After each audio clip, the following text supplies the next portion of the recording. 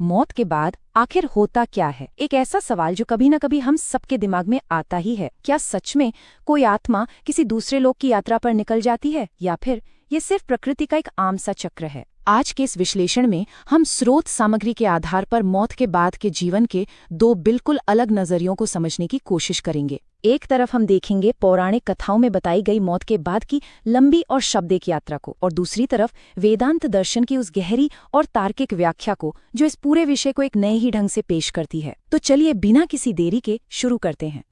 अस्तित्व का सबसे बुनियादी सवाल यही है, मौत के बाद आखिर क्या होता है? क्या सच में किसी बही खाते में हमारे कर्मों का हिसाब लिखा जा रहा है? आज की इस चर्चा में हम प्राचीन ग्रंथों जैसे गरुड़ पुराण और आधुनिक दार्शनिक विचारों के इन बिल्कुल विपरीत प्रतिमानों को टटोलेंगे। हम इन दोनों ही दृष्टिकोण को पूरी तरह से तटस्थ रहकर, यानी बिना किसी पक्षपात के, समझेंगे। एक नज़र डाल लेते हैं आज की इस चर्चा के क्रम पर। शुरुआत करेंगे आत्मा की पौराणिक यात्रा से, फिर वैतरणी और ईश्वरीय न्याय को समझेंगे। उसके बाद नरक और पुनर्जन्म के चक्र को देखेंगे। फिर हम बढ़ेंगे दार्शनिक दृष्टिकोण की तरफ, और आखिर में समझेंगे चेतना और वर्तमान कर्म का आपस में क्या रिश्ता है। तो आइए सबसे पहले बात करते हैं पहले हिस्से की, आत्मा की पौराणिक यात्रा। पौराणिक स्रोतों की माने तो मौत कोई अंत नहीं है, बल्कि एक बहुत ही कंफ्यूजिंग शुरुआत है।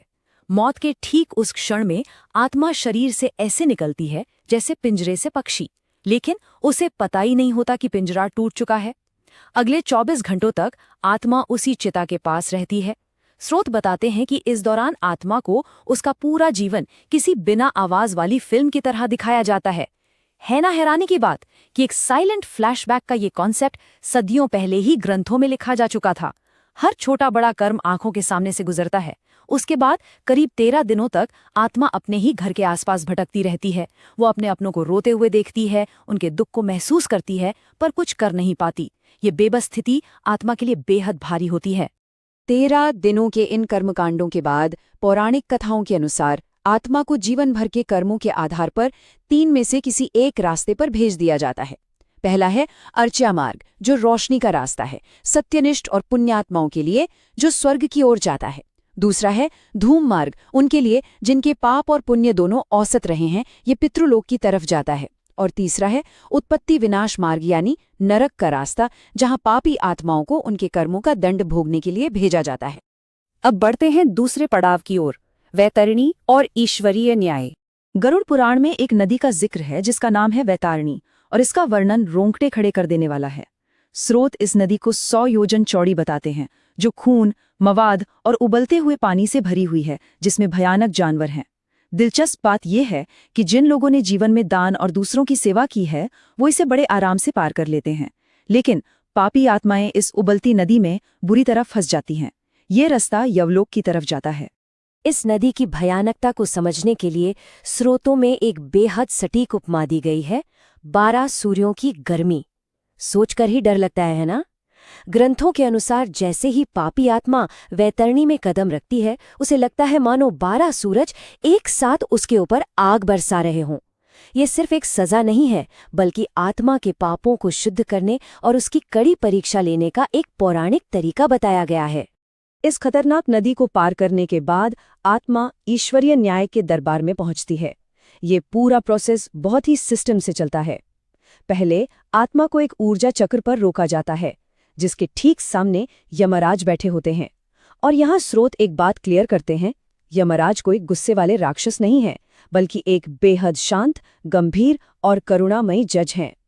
फिर चित्रगुप्त कर्मों का बही खाता खोलते हैं, और ये कोई आम डायरी नहीं है। इसमें सिर्फ किए गए काम ही नहीं, बल्कि दिल में छिपे हुए विचार और अनकही इच्छाएं भी दर्ज होती हैं। आखिर में फैसला सुनाया जाता है, और ये फैसला कर्मों की गिनती पर नहीं, उनकी गहराई पर होता है। यानी पूरे दिल से किया गया एक छोटा सा काम बिना मन के किए गए 1000 पुण्य से ज्यादा भारी होता है। चलिए अब बढ़ते हैं तीसरे हिस्से की तरफ, जहां हम नरक, पुनर्जन्म और इस चक्र से मुक्ति की बात करेंगे। गरुड़ पुराण में करीब 28 अलग अलग नरकों के बारे में बताया गया है। अगर आप ध्यान से सोचें तो ये सिस्टम बिल्कुल आज के पर्सनलाइज्ड एल्गोरिदम्स जैसा लगता है। जैसा पाप वैसी सजा। जैसे दूसरों की चीजें हड़पने वालों को तमिश्रा नरक के घोर अंधेरे में बेड़ियों में बांध कर रखा जाता है। जानबूझकर किसी के साथ हिंसा करने वालों को रौरव नरक के उबलते तेल में डाला जाता है। जानवरों पर जुल्म करने वालों को कुंभपाक में और बड़ों का अपमान करने वालों को काला सूत्र नरक में जलते हुए लोहे पर चलाया जाता है। लेकिन यहाँ सबसे जरूरी बात स्रोत ये समझाते हैं कि नरक कोई हमेशा के लिए चलने वाली सजा नहीं है। ये एक तरह के प्योरिफिकेशन सेंटर्स यानी शुद्धिकरण केंद्र हैं, जहाँ आत्मा अपना हिसाब बराबर करके अगले जन्म के लिए तैयार होती है। उसके बाद आता है ये बड़ा नंबर 84 लाख। पौराणिक कथाओं के हिसाब से इस पूरी सृष्टि में 84 लाख योनियां या प्रजातियां हैं। इनमें से मनुष्य का जन्म मिलना किसी चमत्कार से कम नहीं माना गया है। स्रोतों का मानना है कि बाकी सारी योनियां तो बस पिछले कर्मों को भोगने के लिए होती हैं, लेकिन इंसान का जन्म वो अकेला मौका है जहां आत्मा अपने कर्म सुधार सकती है और मोक्ष पा सकती है। और पुनर्जन्म की ये पूरी प्रोसेस किसी नाटक से कम नहीं है। स्रोत समझाते हैं कि आत्मा अपने पुराने कर्मों और अधूरी इच्छाओं की गठरी लेकर माँ के गर्भ में जाती है। जन्म लेने से बिल्कुल पहले आत्मा को अपना पिछला जन्म, मौत का दुख सब कुछ याद आ जाता है। वो ईश्वर से वादा करती है कि इस बार वो सच्चाई की तलाश करेगी। लेकिन यहाँ एक ट्विस्ट है। जैसे ही बच्चा इस दुनिया में अपनी पहली सांस लेता है, उसके दिमाग पर माया यानी भ्रम का पर्दा गिर जाता है। वो अपना हर वादा, अपना पिछला जन्म सब भूल जाता है। और लीजिए, अस्तित्व की असली परीक्षा एक बार फिर शुरू हो जाती है। तो आखिर इस थका देने वाले जन्म मरण के गोल गोल चक्कर से बाहर कैसे निकलें? ग्रंथों में मोक्ष के 3 रास्ते बताए गए हैं। पहला, ज्ञान मार्ग, अपने अहंकार को छोड़ना और ये समझना कि हम सिर्फ एक फिजिकल बॉडी नहीं हैं।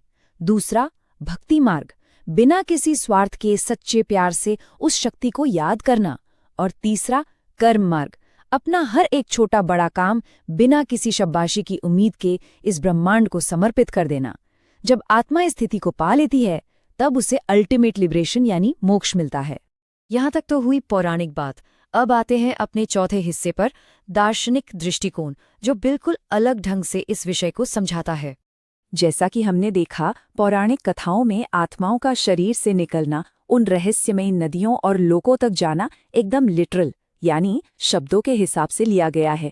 पर फिलॉसफी इस बात को ऐसे नहीं देखती। दार्शनिक स्रोत इस आत्माओं की यात्रा करने के गणित को नकार देते हैं। उनके लिए ये सब प्रकृति का एक बहाव है। इसे ऐसे समझिए, जैसे बारिश के बाद अचानक बहुत सारे कीड़े पैदा हो जाते हैं और फिर खत्म हो जाते हैं। जीवन का ये आना जाना बस प्रकृति का अपना एक खेल है। इस एक लाइन में इस पूरे दर्शन का निचोड़ छिपा है। स्रोत बहुत साफ शब्दों में कहते हैं कि मौत के वक्त शरीर से कुछ भी बाहर नहीं निकलता, कोई धुआं नहीं उठता, कोई ज्योति नहीं निकलती और ना ही बाहर से कोई आत्मा अंदर आती है। जीवन तब शुरू होता है जब वक्त और माहौल सही होता है, बिल्कुल एक बीज की तरह। एक बीज सालों तक मिट्टी में पड़ा सूख सकता है, लेकिन जैसे ही उसे सही मिट्टी और पानी मिलता है, वो अंकुरित हो जाता है। बाहर से तो उसमें कुछ नहीं गया ना। दार्शनिक व्याख्या ये भी बताती है कि पुराने ग्रंथों का अनुवाद करते वक्त एक बहुत बड़ी लिंग्विस्टिक मिसअंडरस्टैंडिंग हुई है। गीता जैसे ग्रंथों में शब्द यूज हुआ है देही। देही का मतलब होता है इस शरीर में मौजूद टेम्पररी कॉन्शियसनेस या अस्थायी चेतना। लेकिन लोग इसे अक्सर शाश्वत आत्मा समझ लेते हैं और ये मान लेते हैं कि यही आत्मा एक शरीर से निकलकर दूसरे शरीर में ट्रैवल करती है। दर्शन कहता है कि ये ट्रैवल वाला कॉन्सेप्ट दरअसल एक भ्रांति है। ये सब जानने के बाद अब सवाल उठता है कि कर्म का क्या होगा। यही हमारा आखिरी हिस्सा है, चेतना और वर्तमान कर्म। ये फिलोसॉफिकल नजरिया हमारे कर्म करने के रीजन को ही बदल कर रख देता है। जरा सोचिए, क्या हम इसीलिए अच्छे काम कर रहे हैं क्योंकि हमें अगले जन्म में जानवर बनने से डर लगता है या नरक की आग में जलने का डर है? दर्शन कहता है कि डर की वजह से किया गया अच्छा काम असल में कोई काम नहीं है। हमें अच्छे काम इसीलिए करने चाहिए क्योंकि उससे इसी पल, इसी वक्त हमारी चेतना को सुकून मिलता है, एक इंटरनल खुशी मिलती है। एक बहुत ही शानदार मेटाफर दिया गया है यहाँ। जीवन पूर्णता तक पहुंचने के लिए एक 3 घंटे की परीक्षा की तरह है। ये मनुष्य का जीवन एक स्पेसिफिक टाइम विंडो है जो इस चेतना को दिया गया है ताकि वो अस्तित्व की इस पूरी पहेली को सुलझा सके और सचमुच मुक्त हो सके। और इसी लॉजिक से फिलॉसफी बताती है कि हिंसा या किसी को नुकसान पहुंचाना गलत क्यों है। नरक के डर से नहीं दोस्तों, बल्कि इसलिए क्योंकि हिंसा करना उस दूसरे जीव के एग्जाम टाइम को बीच में ही छीन लेने जैसा है। ये उस यूनिवर्सल चेतना का बेहद बड़ा अपमान है जो हम सब में बसती है। और स्रोत ये भी सिखाते हैं कि जो इंसान हिंसा करता है वो असल में अपने ही अंदर की चेतना को गिरा रहा होता है, अपना ही नुकसान कर रहा होता है। तो चर्चा के आखिरी मोड़ पर यहाँ एक बहुत ही गहरा सवाल सामने आता है।